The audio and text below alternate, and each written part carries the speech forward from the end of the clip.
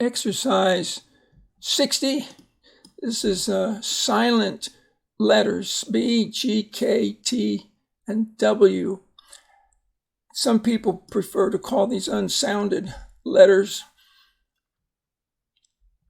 They are letters that are in words that you do not pronounce. So when you're sounding out a word, you're going to skip these letters. Let's take a look at the B. First, we have the word climb. Notice you don't say climb, you just say climb, so the B is silent. Climb the hill. Comb your hair, C-O-M-B, comb. Crumb, like a cracker crumb. Dumb, like a dumb question. Lamb, that little four-legged creature out in the cute little woolly creatures, animals that have wool. Limb, careful climbing out on a tree limb. Numb, when you can't feel something, it's numb. Thumb, your thumb can touch all of your fingers. All of those words, the B was at the end. In the next three, it is not. So it's going to come before the end. So we have plumber. And so when you add the suffix ER, you keep the B. Plumber. Debt. And the B is silent in debt. You owe somebody something. You have a debt.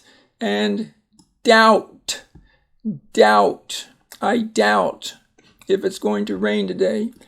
The silent G, there's two ways to look at this. Some people call this a two-letter N, but we're going to look at it as a silent G. Gnarled, like a gnarled limb on a tree. Next is gnash, like gnash your teeth. Gnat is a little bitty flying animal that gets on your vegetables. Gnaw is like a rabbit gnawing on a carrot. It takes him a long time to eat it, so he gnaws, chews on it. Gnome is interesting. It is a legendary dwarfish creature supposed to guard Earth's treasures underground. So now you know. And the last one is a gnu, which is a large, dark African antelope. The silent K, some people again prefer to look at this as a two-letter N, but we're going to look at the K as silent. So first is knack, like some people have the knack of getting 100 on their spelling every week. Knave, a knave's kind of a guy that gets in trouble a lot. Knee, your knee, don't hurt your knee, don't fall down, hurt your knee. Kneel. For example, a servant may kneel before its master, or a king. Knelt is the past tense of kneel. He knelt down. Knew. This is new, like I knew how to read Greek. I knew how to read Greek. And the word N-E-W, if you write it without the K, is new, like I wrote a new report for my teacher, something that's brand new. Knife, and again, notice the silent E on the end there. Knit, people can knit sweaters. Knitting, that's what happens when you knit. You knit, it's called knitting. Next is a knob.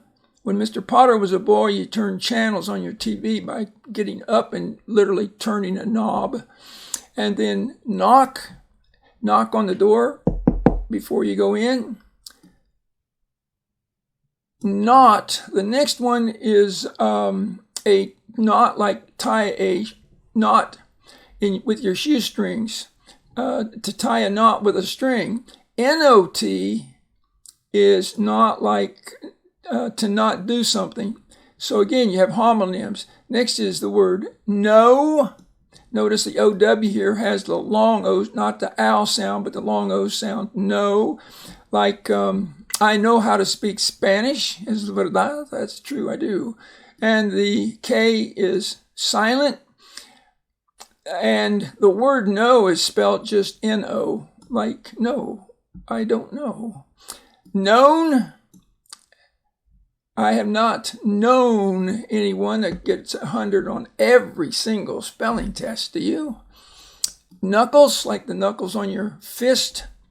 Now we got the silent T, as in the word bristles. Notice you don't say bristles, it's just bristles, like on a brush. Bustle.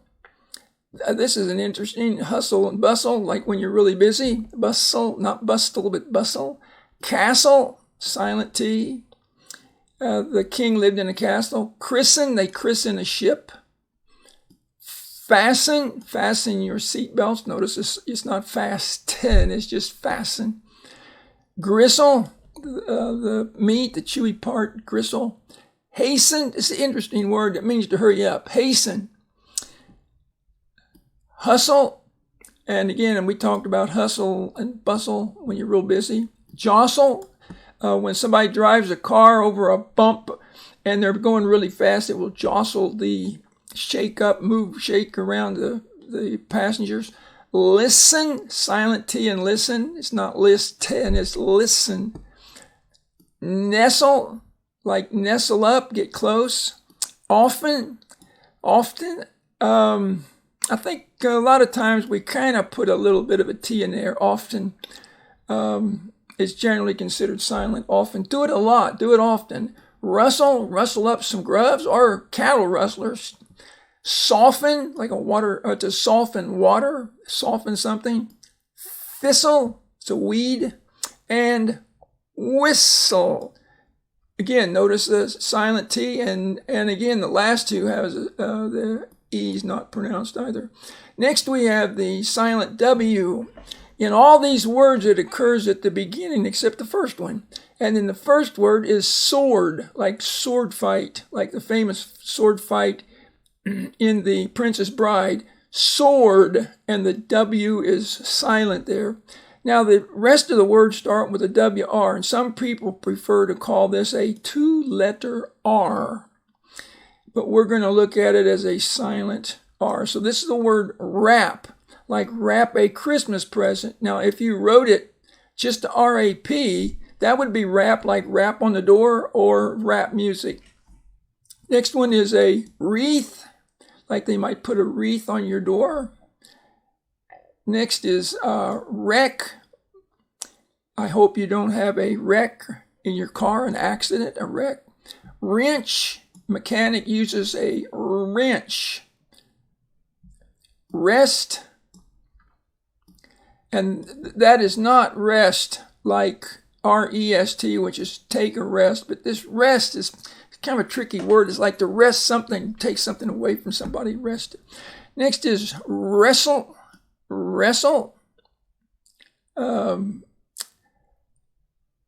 Okay, I'm trying to think of the WrestleMania number 3 was supposedly between Hulk Hogan and Andre the Giant, was the largest indoor sports event in all history.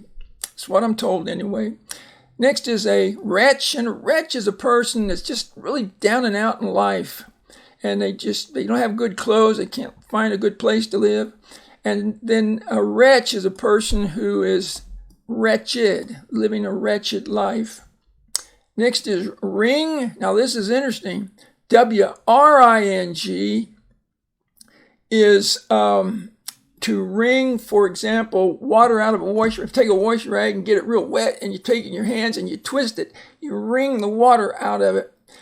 But if you drop that, if you write it R-I-N-G, that's ring, like ring a bell or a ring that you wear on your hand. So those are homonyms. Next we have wrist, and that is your wrist on your arm. Then we have written, like a written letter. Wrong, W-R-O-N-G, wrong. If you write wrong, R-O-N-G, you wrote it wrong. Then wrote, like I wrote a letter. And there is a homonym, R-O-T-E. Rote learning is when you just memorize something without worrying too much about what it means. And then the last is, this one I've added, it's not, you will not be timed on this one. This is the word write, like write your name. Okay, good luck with these, and I hope that you can learn to spell all these and never miss one on a spelling test.